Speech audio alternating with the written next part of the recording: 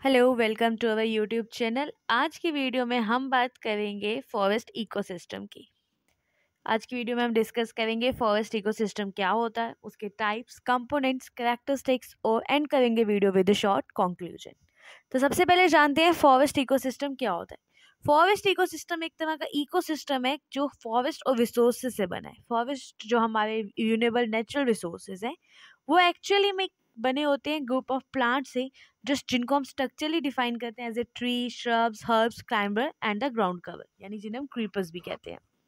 Soil, animal, insect, micro organism and birds, ये बहुत ही इंपॉर्टेंट इंटरेक्टिंग यूनिट्स हैं फॉरेस्ट इकोसिस्टम के। और इन इंडिया अगर हम बात करें तो forest occupy about 18 to 20% of the land area.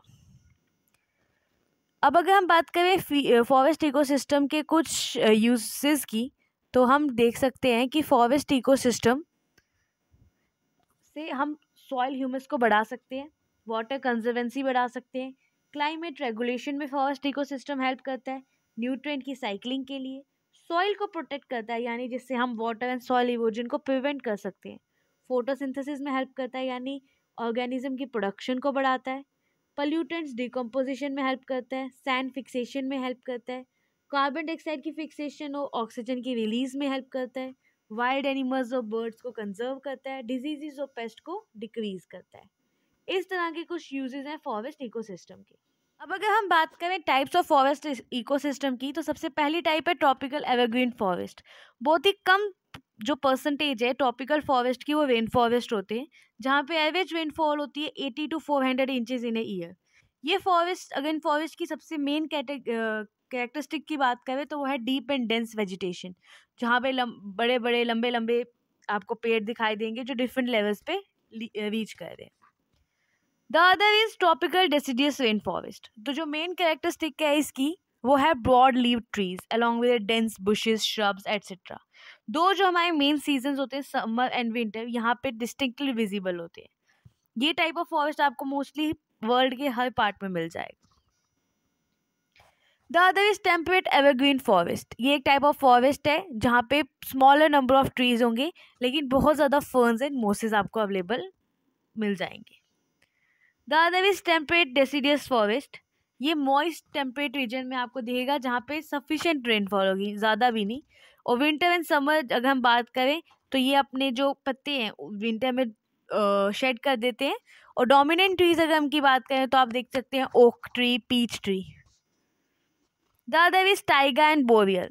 ये जस्ट आपको south of the tundra. Taiga is a characterize by evergreen conifers, और एवरेज टेम्परेचर जो यहाँ का होता है वो बिलो द फ्रीजिंग पॉइंट होता है almost half of the year.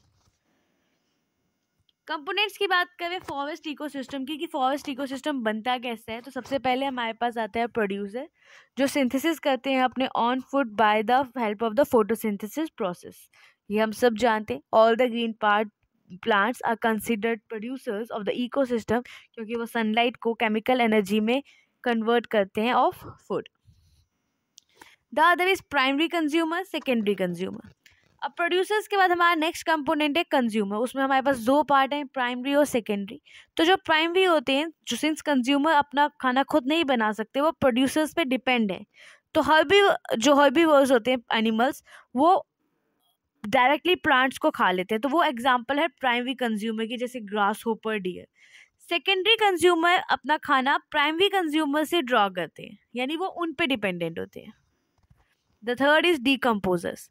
तो जो डीकम्पोजर है फॉरेस्ट इकोसिस्टम के, वो डेड प्लांट्स या एनिमल्स को ब्रेक डाउन करते हैं, न्यूट्रिएंट्स को सॉइल में रिटर्न करते हैं और फिर वो उनको खा लेते हैं, और वो जो चीज़ें हैं वो वापस प्रोड्यूसर यूज़ कर सकता है।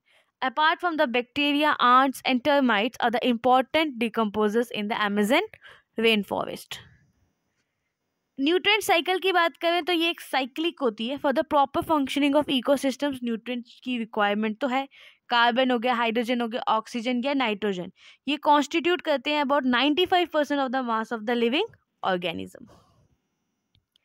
देन बात करते हैं एनर्जी फ्लो की। तो फॉरेस्ट इकोसिस्टम, द ग्रास जो न्यूट्रिएंट्स ड्रा करती है अपनी सन, सॉइल एंड वाटर से, उसे ग्रास होपर खाता है, फिर जो उसे फ्रॉग, स्नेक्स खा लेते हैं, और इस तरह से ये डिफरेंट ट्रॉफिक लेवल्स चलते रहते हैं। अगर हम कैरेक्टरिस्टिक्स की बात करें तो warm temperature and sufficient rainfall जो है वो मेन कैरेक्टरिस्टिक है फॉरेस्ट की, जिसकी वजह से बहुत सारे पॉन्ड्स लेक्स बनते हैं। फॉरेस्ट जो है आपके क्लाइमेट और रेनफॉल को मेंटेन करता है, ये वाइल्ड एनिमल्स को सपोर्ट करता है और बायोडाइवर्सिटी को प्रोटेक्ट करता है। सॉइल जो रिच है ऑर्गेनिक मैटर एंड न्यूट्रिएंट्स में, वो सपोर्ट करती है growth of the trees. So let us end the video with a short conclusion. Forest ecosystem are divided based on adequate rainfall and temperature. इसके basis पे हम उनको bifurcate करते हैं।